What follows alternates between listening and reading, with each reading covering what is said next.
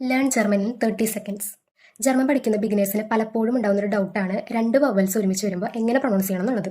അത് നമുക്ക് നോക്കാം. ഫസ്റ്റ് തന്നെ നമ്മുടെ വവൽസ് എന്ന് പറയുന്നത് അ, ഇ, എ, ഒ, ഉ.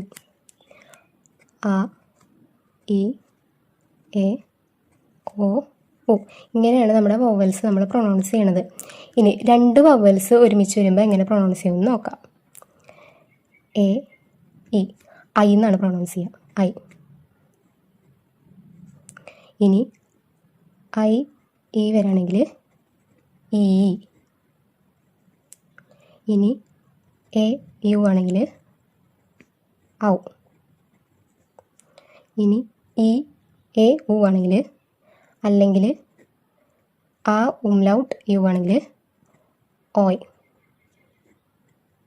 നമുക്ക് എക്സാമ്പിൾ വെച്ച് പഠിക്കുകയാണെങ്കിൽ നമുക്ക് കുറച്ചും കൂടി എളുപ്പത്തിൽ നമുക്ക് പ്രൊണൗൺസിയേഷൻ പെട്ടെന്ന് പഠിച്ചെടുക്കാനായിട്ട് പറ്റും. അപ്പോൾ അതിനായിട്ട് ഞാനൊരു ലോങ് വീഡിയോ ചെയ്തിട്ടുണ്ട്. എല്ലാവരും അത് കാണുക, സബ്സ്ക്രൈബ് ചെയ്യുക. ചീസ്.